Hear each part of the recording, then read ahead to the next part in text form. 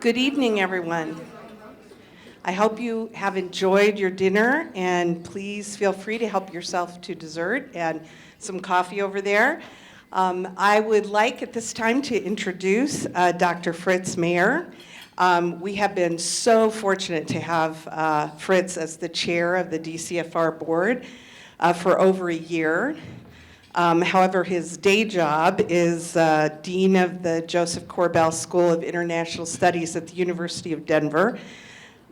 Previously, he was a professor of public policy at Duke University's Sanford School of Public Policy and a professor of political science and environment. He teaches courses on political economy of public policy, globalization and governance, political analysis, and leadership. In addition, he is the director of POLIS, the Center for Political Leadership, Innovation, and Service. His research concerns the role of stories in politics, which sounds really fascinating, actually, which we were lucky to hear about this when he spoke to us about it last February. So thank you very much for all of you being here to help us honor General Casey. And please, Fritz, come up and introduce him.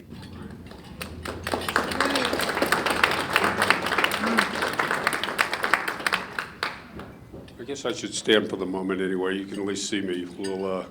We're kind of low here. Anyway, it's a great pleasure. Thanks so much to all of you for being here. It is an extreme pleasure, a great honor to be able to introduce General George Casey. I'm sure you know something of his background, but I was just thinking today we're at the 20th anniversary now of the U.S.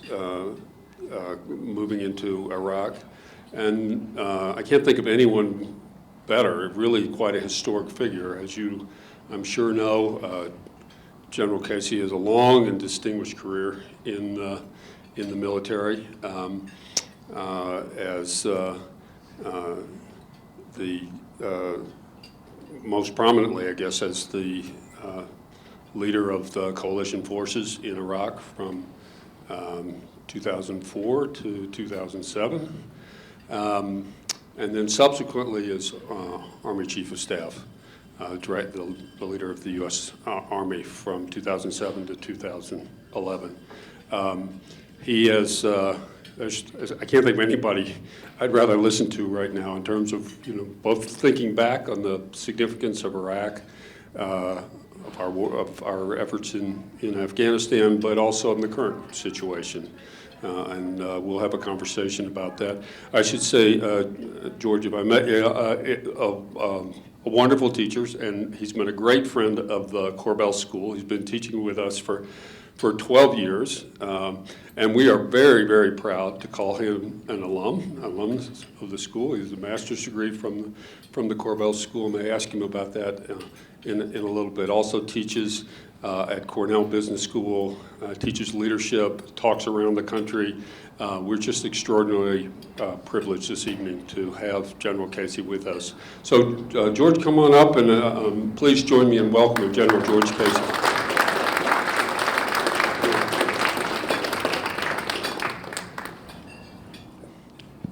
So let me start, George, by just, I gave the barest of outlines of your career in the military.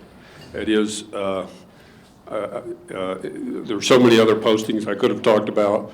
The list of medals you've received is extraordinary, and you've reached the absolute highest levels of importance in the U.S. military. And I guess the question is at what point in your life did you realize that you would have a career in the military? Was this something that you, I know your father was in the military, but is this something you aspired to as a young man, or is it something that evolved? It was something. Good evening, everybody. Nice to be with you. We could have done this at breakfast at the country club, but it's also nice to be downtown. It was not something that was planned, as most careers go. When I went to college, we were at war in Vietnam. My dad was in the process of serving 2 terms in Vietnam while I was in college. And I felt it was my duty to serve, so I was in ROTC. And I fully expected to be commissioned, go to my officer training, and go off to Vietnam. And I told my bride, who I married shortly after our graduation, that I was going to stay in for 2 years and get out and go to law school. She keeps telling me I have a difficult thing with time. So I actually went in, and they sent me to Germany. And it was really there when I had my first platoon. I was in charge of 33 guys, that I realized how much I enjoyed the Army and how much I loved to lead. And then the Army kept offering me more interesting assignments. And one day when I was a captain down at Fort Carson, just finishing up a tour there, I got a call from a major in Washington that said, "What do you think about fully funded graduate school?" I said, "Let me think about it for a minute." Okay. And so I was going to be a Northeast Asian Foreign Area Officer, and he said, "Find a place to go to school." Well, I checked up here, and Peter Van Ness was a Chinese specialist. He'd just come back from a sabbatical year in Japan, and I said, "I think this might do." And so I came up here. And you might, Professor was going to ask me this later, but I will tell you, this was coming here to then the Graduate School of International Studies. It was one of the 3 most broadening experiences of my life. And the professors here prepared me for some of the things I got into after I left here. But as I was going through the courses, I had no idea. Jonathan Edelman, who just recently passed away, taught us about Russia. And Secretary Andy Rice was getting her PhD here, and I was getting my master's, and we took courses on Russia from Jonathan Edelman. And 6 months after I left here, I found myself sitting on the Suez Canal with 3 Russian officers in the middle of the Cold War. And things were a little tense at first. And it was so tense that when we rotated the cooking duties, and the first time I cooked, nobody would take a bite of their food until I took a bite of mine. After a few vodkas and a little more wine, things eased up a little bit. And Arthur Gilbert, who also just passed away recently, he taught 2 courses, How Wars Start and How Wars End. And I really got into that. And years later, I find myself sitting as a backbencher as we make the decision to go to war into Kosovo.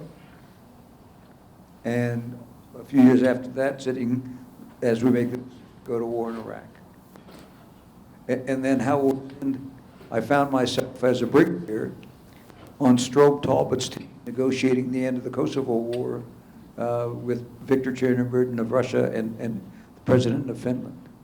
And it all started here. It kind of gave me the basis, the intellectual basis to understand what the heck it was that we were doing. Well, thank you for that advertisement for the Corbell School. But really, wonderful tribute. And George has been an incredible friend to the school, teaching, as I said earlier, for us for a long time. Now on the Board of Trustees, actually at the University of Denver. Let me turn to Iraq, because I mentioned that in the introduction. We'll get the easy stuff out of the way. Yeah, we'll go to yeah. So we were talking earlier today, it's just hard to get my head around the complexity of that job, George. The many coalition partners, the politics of Washington, the internecine politics of in Iraq, and we haven't even gotten to the really difficult characters that you're dealing with. Love to say a few words. I mean, you arrived not at the very beginning, but 2004. So the things were already underway at that point. Say a bit about how you thought about the challenges you faced and the complexity of that a multidimensional puzzle that you must have been dealing with. Yeah, sure. So I got there in the first, I took over the 1st of July, 2004. And the Iraqi government, I got there. And so the President and the Secretary of Defense gave the Ambassador, John Negroponte, and I 30 days to go in there, get our feet on the ground, he to establish his embassy, me to establish my headquarters. We had to build a relationship with this new Iraqi government that was 3 days old that we'd never met. And then we had to build a plan to brief the President for approval in 30 days. And it was mind-boggling, absolutely mind-boggling. And, you know, people would say, well, it must have taken a lot of courage to do that. And, you know, it's interesting. I think about that. What I thought was, am I fading in and out here? What I kept thinking was it was so important to me to make sure that every soldier, sailor, airman, and Marine on the ground in Iraq knew what I wanted them to do. And so we worked really hard to get our act together, and we put together a plan, and we briefed it, and we drove it down into an organization of 160,000 from 33 countries. And it took a while. It took a while for it to get all the way down, but I think it made a difference. If I could, though, let me go back to the decision to go to war, because it's much maligned. And I was a backbencher in the process. I wasn't in every meeting, but I was in enough. And I'll tell you that my personal belief, and I read the same intelligence that the President and everybody else read. And I believed that Saddam Hussein had tons of chemical weapons. The UN inspectors had gone in and said, they have this much. They destroyed this much, and this is still here. And the Iraqis said, yep, that's right. And so I believe that they had tons of chemical weapons. And I think President Bush believed that at that time, put yourself in a post-September 11th mindset. At that time, an avowed enemy of the United States, Saddam Hussein, who we had defeated in Kuwait in 1991, and who had been shooting at our airplanes in the no-fly zone for more than a decade, for him to have chemical weapons and be a state sponsor of terror was too big a risk for us in the aftermath of September 11th.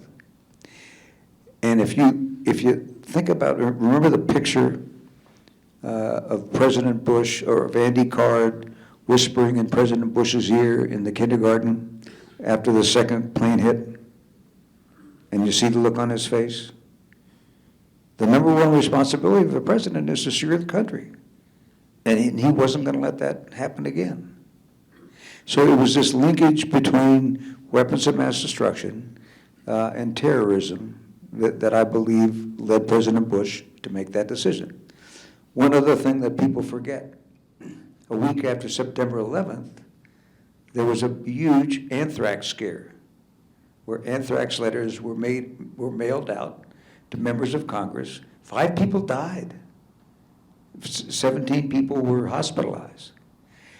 And I just happened to be going up, I was working in Norfolk at the time, and I had gone up to have a meeting with Senator Lieberman's military assistant. I get to Senator Lieberman's office, and there's crime scene tape across the door. I'm saying, well, this is odd. And then it's the Hart office building, which has a big atrium. And I look down to the bottom, and the guy's waving at me. So I go down, and I said, what's it with the crime scene tape? And he says, we got one of the anthrax letters. So I had my meeting with him, and then I called my wife and said, you can't believe what just happened here. I just talked to a guy whose office got an anthrax letter. And she burst into tears. And she says, you have to get checked. So I went back home to the Portsmouth Naval Hospital, and I was on Cipro for a week. So the notion of weapons of mass destruction in the hands of a terrorist after September 11th, we just didn't think was an idle notion. So that's why I think he made the decision. Now, the fact that the intelligence was wrong was a colossal error. And it put the whole rest of the mission under a shadow. And the second major fault, I believe, that didn't set us up where we should have been, was there was this great notion that some of the senior leaders in the Department of Defense had that we were going to be welcomed by as liberators. Well, maybe by the Shia population, but that was only about less than 2/3 of the country. And so there was, people said there was no post-war planning. I can tell you there was a lot of post-war planning. But in Central Command, the commander bought into this. And there was no need to prepare to do the post-war effort because we weren't going to be there. We were going to put some Iraqis in charge, and they were going to go off and do it. And we didn't recover from that. Did we make some mistakes? Absolutely, and terrible mistakes. The intelligence failure, maybe President Bush knows, he owns it, but we all were part of it. But we believed what we thought. But George, let me thank you for sharing that. And I think you all know when General Casey gets uniformly high marks for just the level of competence and the skill with which he managed this. But we talked earlier today. I'm just curious your take now, 20 years on. When you look at Iraq today, what do you feel about yes, you mentioned the intelligence was not correct, there were mistakes made, etc. Still a good thing to do? Is Iraq better off today than it would have been without that? Is Iraq better off today than they were under another 35 years of Saddam Hussein? I can't help but believe yes. And I have always been a long-term optimist on Iraq. They've got oil, they've got water, they have an educated population, and once they decided to stop killing each other, there's only 4 democracies in the Middle East. And right now, Iraq is tied for second, I think, with Tunisia. Lebanon has slipped to 4th. And Israel's having their own troubles. And so they're moving on. One of the things I think I personally failed to appreciate was how long it takes a country, a society to recover from 30 to 40 years of depredation under a ruthless leader. You know, I saw it in the Balkans. And I honestly went into Iraq thinking that the sectarian strife within Iraq wouldn't reach the level of visceralness that I saw in the Balkans, where Serbs would go to the next door to the Croat house that they lived next door to for 20 years and kill them. I said that I just didn't think that would happen in Iraq, and I turned out to be wrong. So there was a huge amount of score settling that had to be done. And I was told Fritz this morning, almost every senior Shia politician that I dealt with had lost someone to Saddam Hussein. And most of them had to leave the country just to protect their own lives. So I think I personally didn't appreciate how long it takes a society to recover and how much score settling would go on before that happened.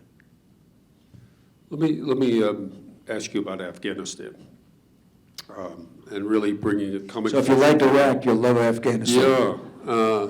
Not so much the conduct of the operations over time, but maybe focusing on U.S. withdrawal. Certainly, this was Biden's. Biden owns this, right? We talked about this earlier. I mean, Biden was determined that we leave, and it was just. A friend was just telling me about this new documentary called Retrograde that describes not the last day, which we got such a focus on, but the months before and what happened when it became apparent to the Afghans that we were leaving. Was it the right thing to leave? Was there a better way to do it? Yes and yes. I don't have a problem with the decision to leave. When I was in Iraq, I had my staff do a study of counterinsurgencies in the 20th century. And we looked at every counterinsurgency by every country to try to gain lessons from it. One of the things that came out of it was the average successful counterinsurgency lasted 9 years. The average unsuccessful counterinsurgency lasted 13 years. We were there for 20. That dog wasn't going to hunt. And so I personally don't have a problem with the president saying it's time to move on. That said, it didn't need to end like it did. It was going to be messy, but what people don't appreciate is when you look at the military and you give them a date, and you say, I want everybody out of here by this date, it becomes a logistical exercise. And without regard for what's going on the ground. And that drives everything. And frankly, I believe that that's what happened. The military leaders went in. They recommended we leave somewhere in the range of 2,500 to 3,000 people there to kind of manage things. I personally believe that, and I have no inside knowledge on this. This is just my own belief after some other things that I've read, that President Biden felt that if he gave the military 2,500, they'd come back in a couple of months and say, we need 500 more to protect the 2,500, which frankly is what we do. And he wanted us out. And so he said no. So I think it could have been, the exit could have been managed better and in a way that did not result in the chaos or the loss of life around the airport that actually happened. I will tell you though, my son was there in Afghanistan for 9 months while I was the chief, and he had an interpreter. And we have been working for 3 years to get his interpreter and his wife and 2 sons out of Afghanistan. And the State Department has not given up on that.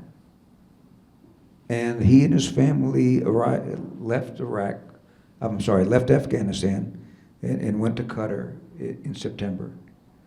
And he is now in Richmond, Virginia.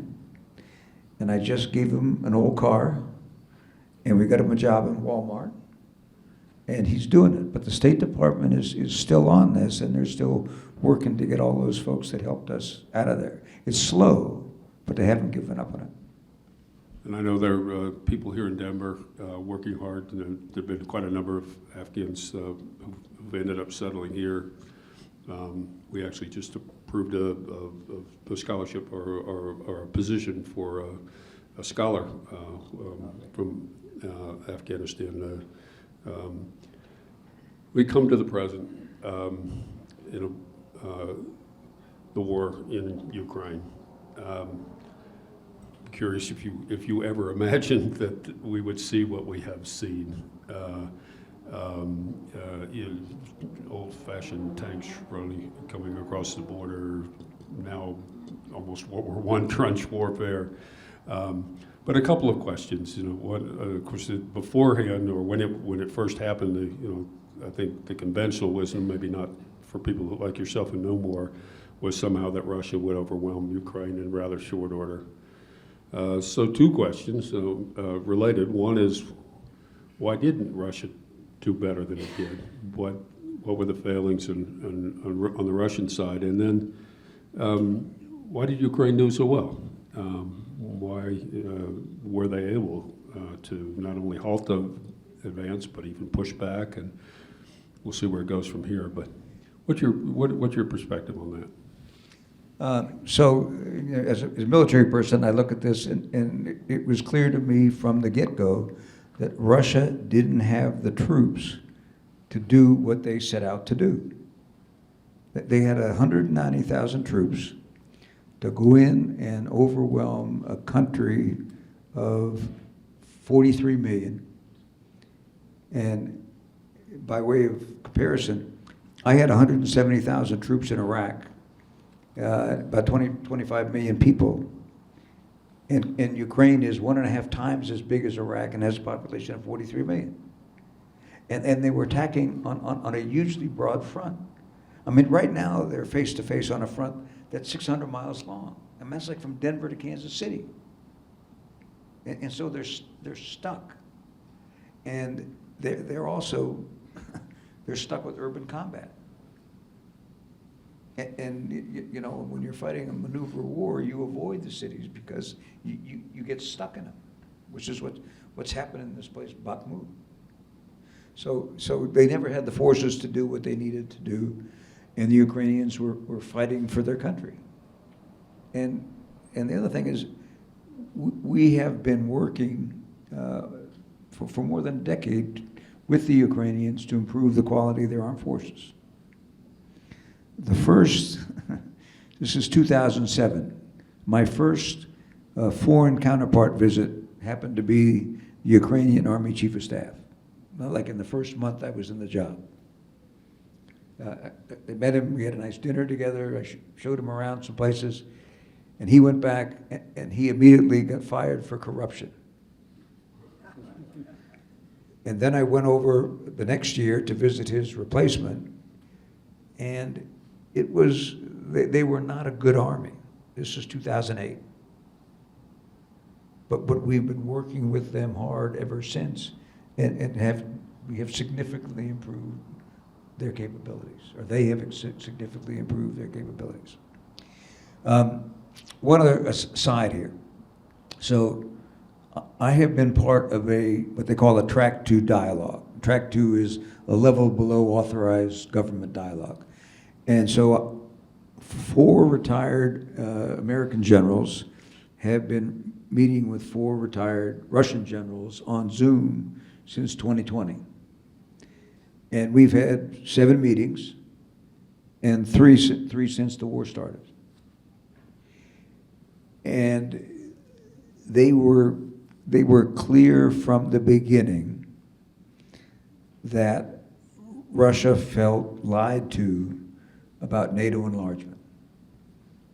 That Secretary Baker had, in their view, promised, which was never a promise, but promised, that NATO would not move 1 inch eastward.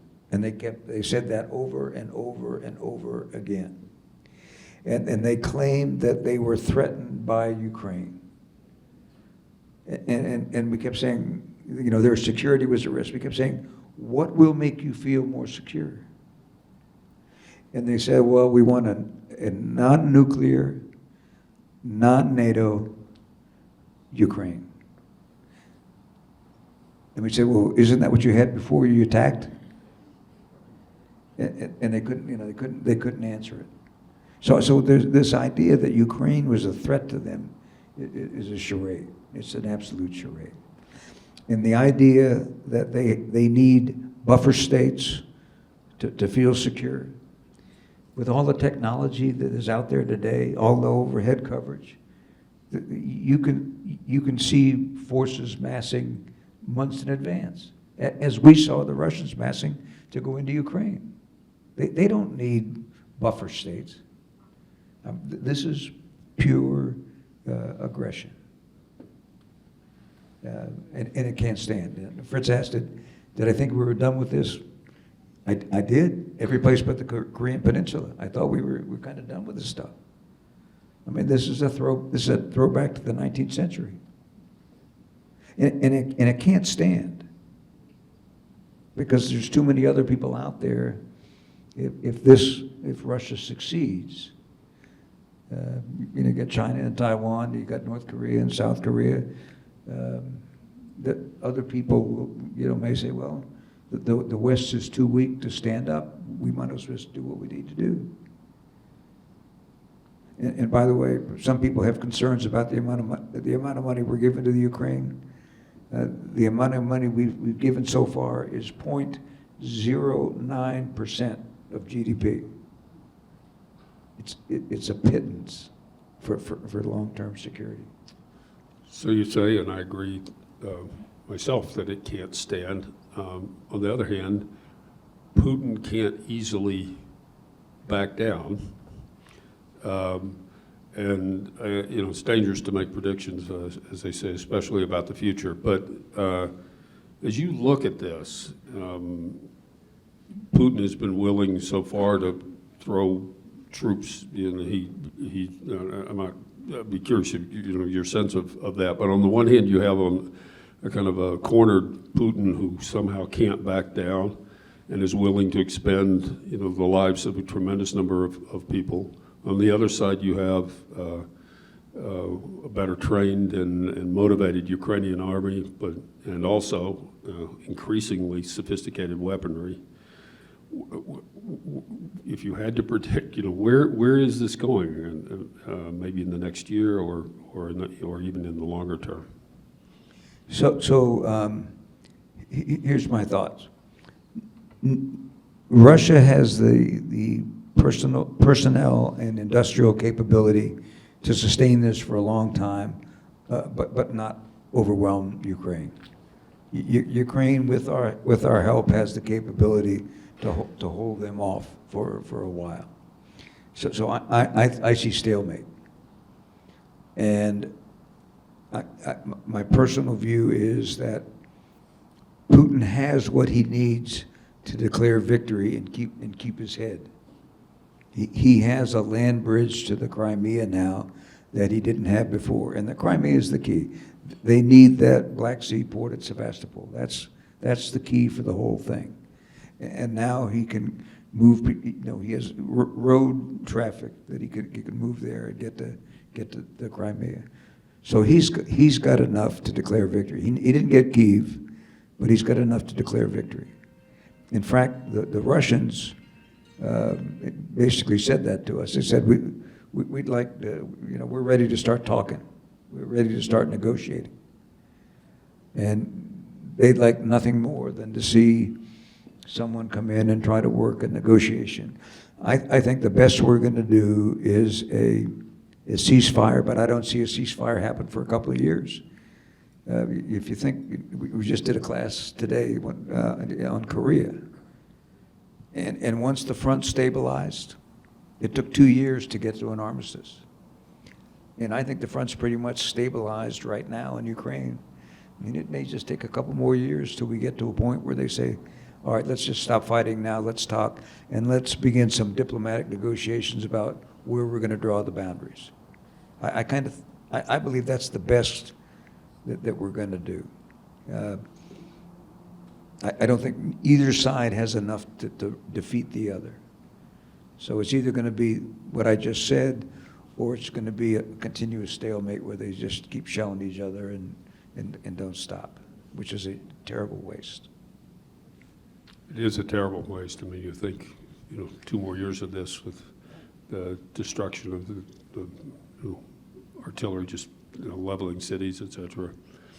We're doing a tour of the world here, and we'll open up for questions in just a couple of minutes. Let me ask you, these are all easy questions. So this is China. China. And you saw the leader of Taiwan transiting the U.S. This week. meeting with Speaker McCarthy. Got the attention, as Nancy Pelosi earlier did, the increasingly belligerent language coming out of China about Taiwan. China has, I think, dramatically increased its military capacity over the last couple of decades. What do you see, what do you think China's, Xi's aspirations really are here? And two, what is the capacity of the U.S. at this point to deter China, assuming that China really is intent on taking control of Taiwan? What is our ability at this point to deter that? I think we're doing a pretty good job of deterring them right now, but the real art is we have to deter them without provoking them. And so we have to continue to invest in the military and keep building up our capabilities, keep investing in our alliances around the area, but do it in a way that, like I said, that deters them from doing it, that makes them doubt their capabilities, but not afraid, so that they do something stupid. I don't believe the Chinese are 10 feet tall. We all look at ourselves and we know our own weaknesses, and we look at the other party and we think, oh, they don't have any weaknesses. They got huge challenges, and yeah, they've been investing in their military for the last decade, but we still spend 3 times as much as they do, and they haven't been in combat since 1979. So there's no combat experience. I was visiting my counterpart in 2009. And I was telling them the challenges of dealing with folks who weren't coming back from combat. And I said, but we're a combat seasoned force. And the blood rushed out of his face because he knew that they weren't. And that makes a huge difference. Xi Jinping has told his military that he wants them ready, prepared to basically take Taiwan by force by 2027. Okay, does anybody here think that in 2027, a Chinese general is going to go into Xi Jinping and say, excuse me, could I have a couple more months? The military in 2027 is going to say, okay, we're ready to do this. This being a 100-mile cross-channel attack against an island. And amphibious operations are the most complicated military operations. So they are going to do this with not a combat seasoned force. It's going to be their first operation. And they're going to tell their boss, they got this. I mean, that's hubris of the first order. Plus, we have been strengthening our talk. For years, we've tried to generate constructive ambiguity with China. And frankly, recently President Biden has taken that a step further and said, no, we'll be there for Taiwan. I don't know if that's right or not, but it certainly sends the right signal to China. And it creates doubt in their minds about doing this. So I think we have some time on this. I think they're very closely watching Ukraine and seeing what's happening. And they have to be looking at the economic sanctions. And between the European Union and us, that's 25% of China's export markets. And you throw in South Korea and Japan, and that's another 10%. So 35% of their export markets could be at risk. I mean, that's a fairly sobering thought. And they have this 1.1 or 2 billion people population that they still have to bring out of poverty. And the birth rate's declining. I mean, they've got some significant internal challenges. They don't need to take on Taiwan right now. One last thing on Taiwan. So when I went to China in 2019, again, this is what retired generals do, right? We go talk to other retired generals, so we fix everything. So we were talking to our counterparts, and they said their original plan was to demonstrate that the one country, two systems idea would work in Hong Kong. And then they take that to the Taiwanese and say, see, this is a great deal, you should come join us. It didn't quite work in Hong Kong, and they gave up on that. So now the question is, what are they going to do with respect to Taiwan? They won't leave it. Xi Jinping has committed to making it part of China by 2049, which is the 100th anniversary of the Chinese Communist Party. So I suspect we're going to see probably a lot of gray area stuff going on over the next decade or so as they try to bring that in. You've You taught. got any easy questions? Yeah, I got one. I got a couple of easy ones now. So you've taught for many years, of course, on civil-military relations. And at one time, that might have seemed a kind of arcade subject. But more recently, we've seen how important that might be. Talk about the challenges, really, in the Trump years to civil-military relations, and your take on how well the senior leadership performed. It is interesting. We were talking over dinner. I've been doing the course, as Fritz said, for 12 years. And up until about 5 years ago, it was kind of interesting intellectual discussion. And then all of a sudden, people are calling me up saying, tell me again how the nukes work. Who's got their finger on the nuclear trigger? What does the military do? And we've had all kinds of things that have happened here. I mean, the idea, you have Secretary Mattis resigns in 2018. So you have a Secretary of Defense resign, and then his replacement gets fired right in 2 days after the elections. As I mentioned at dinner, I've been reading the chairman of the Joint Chiefs of Staff, Milley's testimony to the January 6th committee. So Esper gets fired 6 days after the election. And 2 days after that, they get this 2-sentence memo signed by the president that says, I want all the troops out of Somalia by 15 December, and I want all the troops out of Iraq by 15 January to get this done before the inauguration. And there has been no previous discussion about it at all. And so Milley and the acting Secretary of Defense go over to the White House Chief of Staff and say, what the heck is this? And he looks at it, says, I don't know. He leaves, they assume he goes to see the president, and he comes back and say, okay, this is null and void, don't worry about it. But I mean, how does something like that happen? And it's not just that it happens for us, but our other allies are watching us. And not only was the Secretary of Defense removed, but there were probably 3 or 4 key other positions that were filled by loyalists in 60, for 60 days.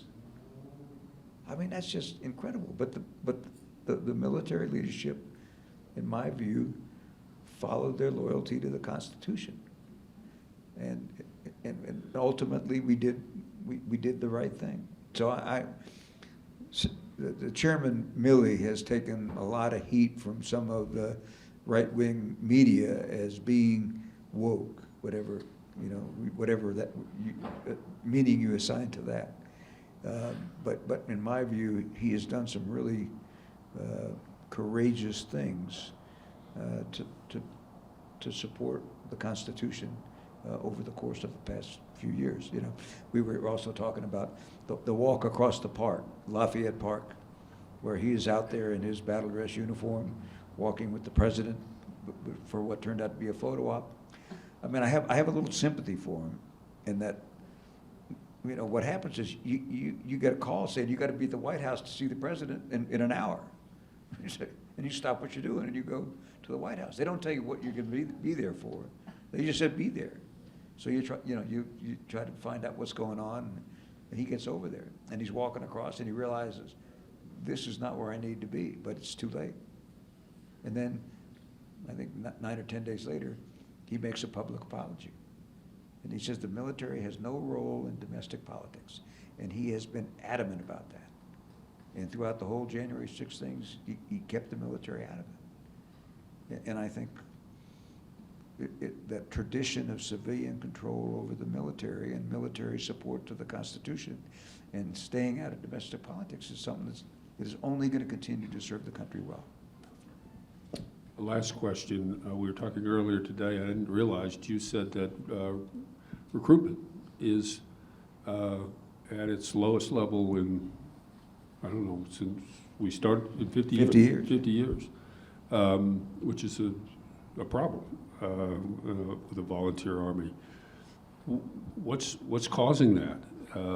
What needs to change? Yeah. So it may surprise some of you, but the 1st of July this year will be the 50th anniversary of the all-volunteer force.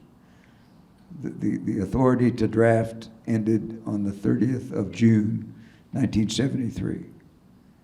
And I see some people here with the same color hair as me who remember that night in 1969 when the lottery changed our lives, or could have changed our lives. But the military has just had its worst recruiting years since the draft ended. And lots of causes to it. But one of the things that worries me is that the narrative about veterans,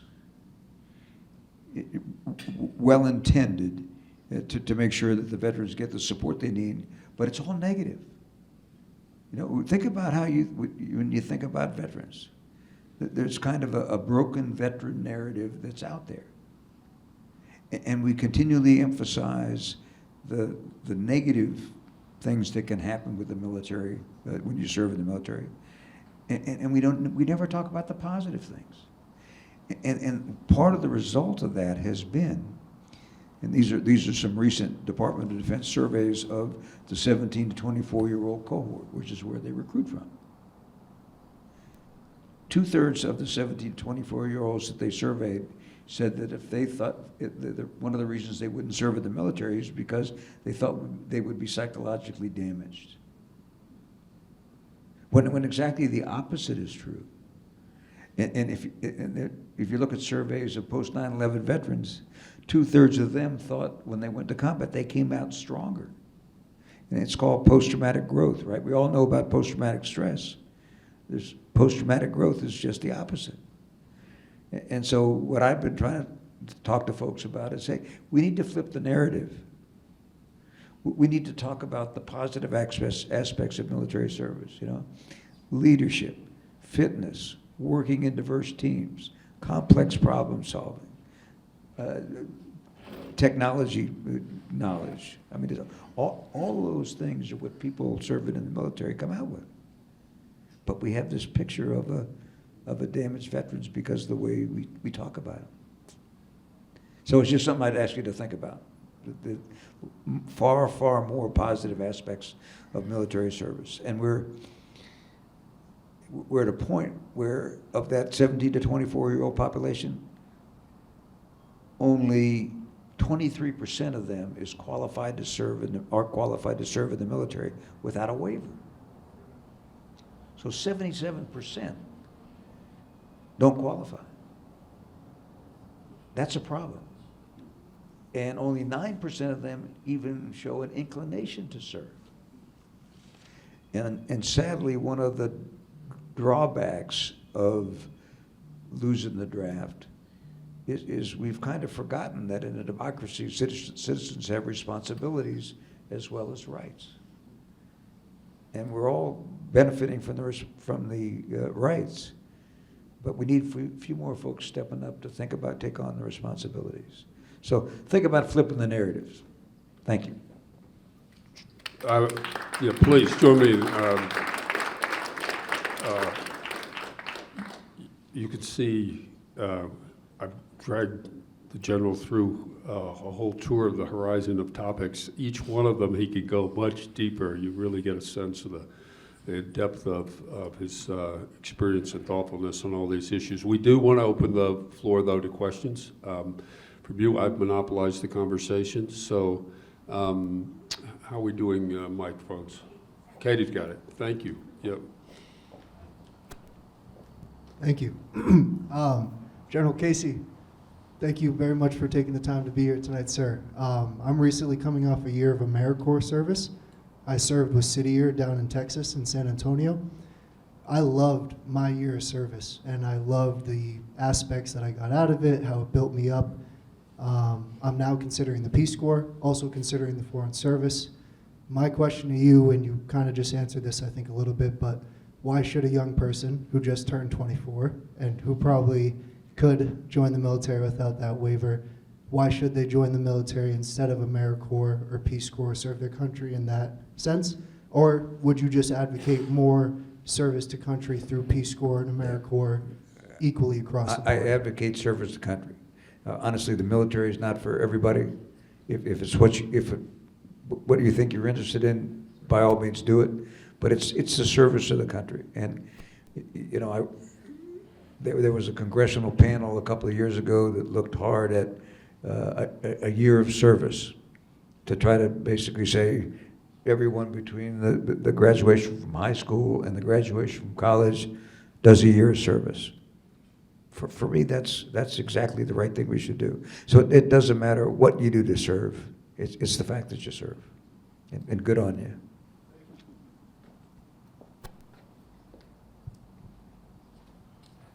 Could you comment on your thoughts on North Korea and where North Korea stands in this quagmire? So North Korea. So let's see. You have a rogue state with nuclear weapons and an increasing ballistic missile capability, a huge army, a stagnant, a moribund economy, a starving population, and a leadership that thinks they're descended from a sacred mountain. What could go wrong? I mean, they are an absolute wild card. I will say that the idea that we are going to convince them to give up their nuclear weapons is a pipe dream. They've got them. They're building the capability to launch them and hit us. It's something, you know, we've lived with the Soviet Union's capability for decades.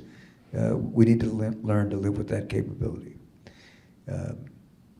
He's a complete wild card. I have no idea, you know, what he might do. And the notion of him attacking South Korea or launching a tactical nuke into South Korea, I mean, it's very worrisome. So, is there something else I can tell you to make you feel good about North Korea? Thank you, General, for coming. As usual, your insights and your wisdom are very much appreciated and valued by us. A two-part question, please. First of all, with regard to Iraq, some people think that moving into Iraq was predetermined, and the weapons of mass destruction was the trigger that allowed that to occur. And I respect your comments because you have nothing but integrity in what you say. But if it was a failure, can you drill down? Where was the failure that caused us to go into Iraq and create such a difficult and horrible situation? And the second question. I hope it's easier. It's much easier. It has to do with Ukraine. With respect to Ukraine,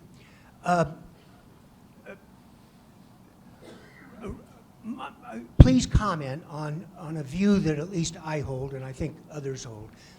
Russia is the largest country in the world by far. And with the USSR and the Warsaw Pact, it was still greater and controlled roughly 1/5 of the world's population and geographical area. There's a history of Russia since the 15th century of either owning or controlling or dominating its neighbors. Is Ukraine just another good example or iteration of Russia's seeming insatiable desire to control its neighbors? I guess I'll start with the last one first. I don't know if it's necessarily, I don't think it's a desire necessarily to control its neighbors, but I do believe it is a desire by Putin to recreate a larger Russian empire, if you will. It's interesting to me, I'm on the board of a Czech company, and the countries from Eastern Europe who are now part of NATO, they don't want to have anything to do with Russia. They have been under Russia, and if they know nothing else, they know they don't want to go back. You mentioned the Warsaw Pact, and I meant to say this earlier. To put it in perspective for you, how much Russia's capability has gone down since the Warsaw Pact broke up. At the height of the Cold War, Russia and the Warsaw Pact fielded 225 mechanized infantry and armored divisions. And those are the divisions that are the spearhead of the assault force. Today, Russia has 22. So they have a significantly degraded capability. They only have about 350,000 people in the army active duty. And they put more than half of them into the battle in Ukraine, and they lost 50,000. So their capability is significantly degraded from that Warsaw Pact time. So back to Iraq. I don't believe that it was foreordained.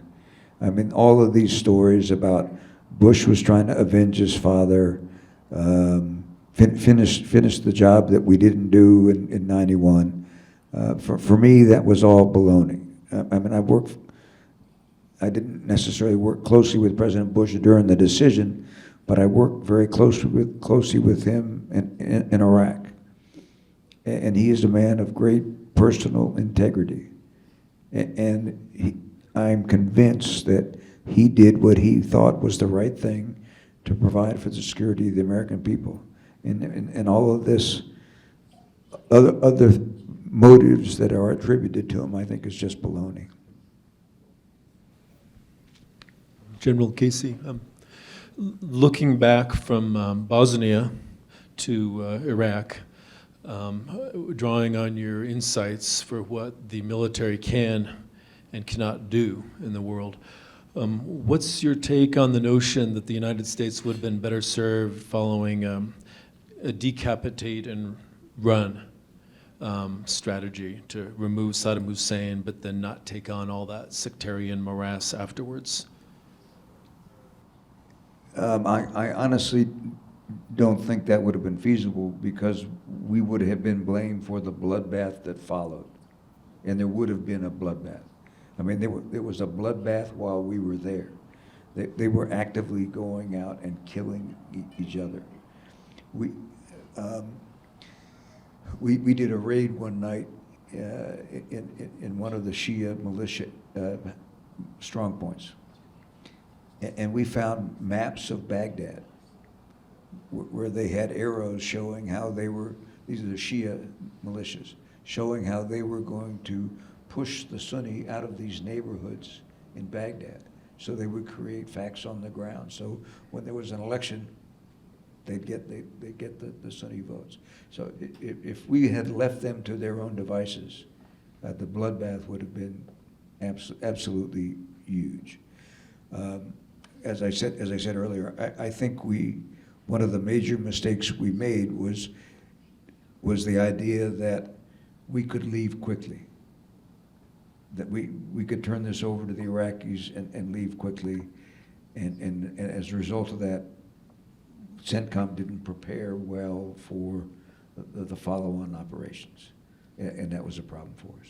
I mean, you remember the looting that went on? That didn't need to happen. You know, people were so focused on leaving that they weren't focused on securing what was going on the ground.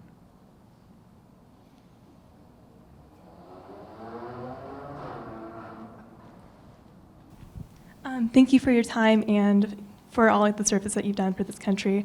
I was wondering if you could speak on NATO and now with the addition of Finland, how that will affect the trajectory of the war. Thank you. So I actually had the NATO desk in the Joint Staff when I was a brigadier. And I went to the 50th anniversary summit where the 3 new NATO countries, Poland, Czech Republic, and Hungary, the presidents all came up and spoke about what it was like to emerge from the shadow of communism and to have a democratic society. And I mean, I had tears in my eyes. Then I went to Iraq, and NATO was trying to help me out, and they were going to have a NATO training mission. And I spent more time screwing around with the political aspects of the NATO training mission than I did on what was going on in Iraq. And I got a little frustrated with them, because it is a big bureaucracy. But I believe that since 2014, when Russia went into Crimea and then went into the Donbass, NATO's gotten serious. And they've really stood up. They're starting to spend money. They're starting to improve their defenses. And the fact that Finland and Sweden have both asked to come in, and if we can get the Turks and Swedes to get together and bring Sweden in, I think we'll be fine. Russia just picked up another 800 miles of border to defend, as did NATO. I don't think it's going to have any significant impact right away, because I don't think Finland's not going to attack Russia, and Russia's not going to attack Finland anytime soon. So it's great to have Finland in. It would be even greater to have Sweden in. But NATO's done well, and I think President Biden deserves a lot of credit for keeping the alliance together on this, because it's not easy. But now we got 30. We used to have 30 countries. Now we got 31, and everybody has to agree. And to get 31 countries to agree on anything is not easy.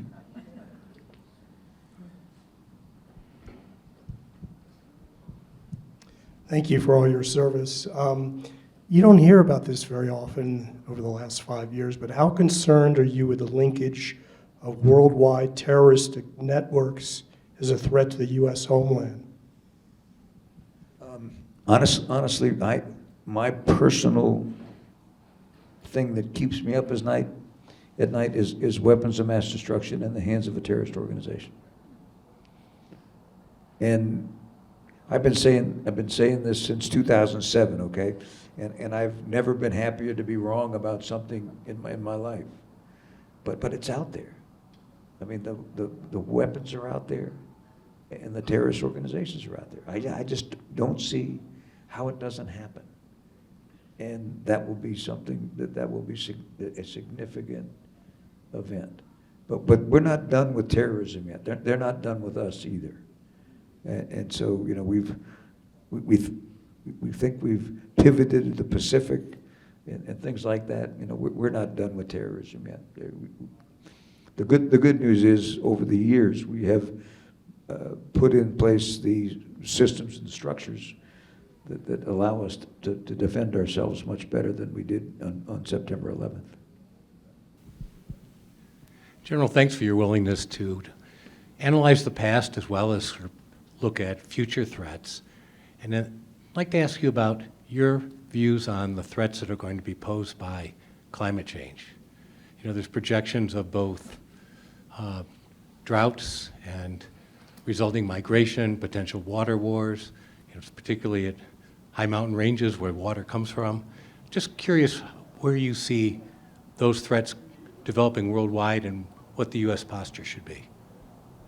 Yeah, and I guess the other part of that is what are the national security challenges that are brought on by climate change? I mean, clearly we have to do something about climate change, and you know you see it happening all around us. But you know, as the deserts are increasing, people's access to arable land and water is decreasing. The ice in the Arctic is melting, exposing potential fights for the mineral and oil rights that are underneath the now open areas. I spoke up in Norway a couple of years ago, and the Norwegian Navy is out operating in now this expanding sea area now that the ice is melting. And I'm trying to remember what they call it, but they're basically, they have to do a lot of rescue operations because commercial ships go up there on tours and get stuck or have problems. So it's putting an additional burden on the Norwegian Navy. So I guess the last thing I'd say, people say, what's the military's role? Is there a role for the military in climate change? And you know, you see in the Army, we're looking at our bases and we're doing everything we can to you know, minimize the resources and things that we're using. But governments need to deal with climate change and need to acknowledge that there's a security aspect to it. And the sooner we get to it, I think the better off we're going to be. Thank you for being here. I was really impressed by your saying that 4 of you generals are meeting with 4 Russian generals over the last several years, because I keep wondering who's talking to each other. So I wonder if there are additional examples of communications that might lead to some kind of a peaceful settlement. Yeah, I wouldn't, we're not going to get to the point of getting to a useful settlement. We're not quite at that level. Although it's interesting. It's on Zoom, and so it is, but everybody's listening. And so we've been somewhat surprised by the candor of the folks, knowing that everybody is listening. But we're not at the point, I don't think, where we'll be the ones that will put a solution, you know, they'll get a solution started on this. I actually think, you know, China could in the end be the broker here. They're probably, I started to say honest broker, but maybe not quite ready to go quite that far. But they could broker something. You know, much like Theodore Roosevelt went in and brokered the solution to the Russia-Chinese war. The Russians and the Ukrainians aren't going to figure this out themselves. It's going to take some level of outside pressure to bring them together.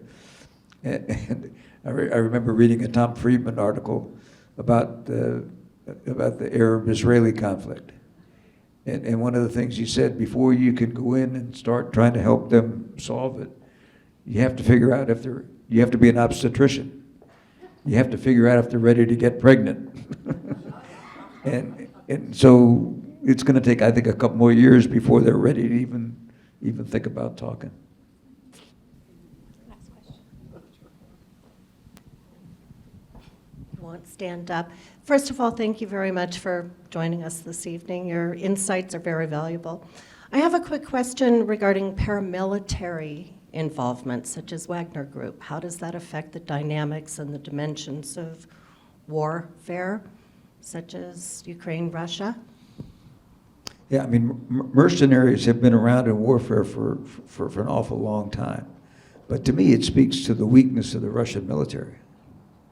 That the fact that they got to hire mercenaries to fight for them.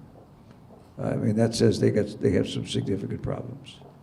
And if you think, as I said, they had about 360,000 people in the military, and I read someplace that only about half of them were combat ready. So you figure that's what they put into Ukraine.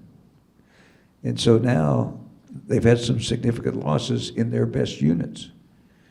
And the people they're calling up, they've had some military training, but they're not the seasoned leaders. And so it only, the units they put forward only get worse. And so the fact that they have to rely on mercenaries just tells me that they're not doing well as an army. Well, we have one more order of business this evening, and it's a very pleasurable one. George, General Casey, every year the Denver Council on Foreign Relations gives a Global Engagement Award to someone who has exemplified what it means to be an engaged citizen of the world, who's made real impact on our world. And I can't think of a more fitting person, more deserving person to receive that award than you. You've certainly demonstrated it this evening, fielding every question I or anyone else could throw at you with such wisdom and eloquence and wit. As several people have said, thank you for your service. It's an incredible record, and we are all incredibly beholden to you. So on behalf of the Denver Council on Foreign Relations, it is my great pleasure to give you our Global Engagement Award for 2023.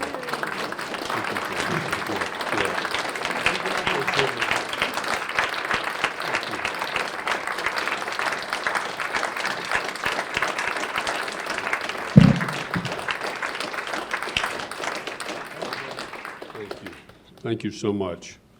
I think we have a few announcements. It seems mundane at this point, but a couple of announcements. But so we'll hand the mic back to you, Sherry. Thank you. Thank you so much to General Casey for what has been just a remarkable and incredibly interesting evening. So a couple of quick announcements. Our May program is the Consul General of Japan. So look for that announcement in your inbox shortly. And please save the date, July 25th, where we will be at the Denver Museum of Nature and Science with Matt Rojansky of the U.S.-Russia Foundation as our speaker. So that will be, I think, a really wonderful program. So thank you all for coming, and we really appreciate you being here. Thank you.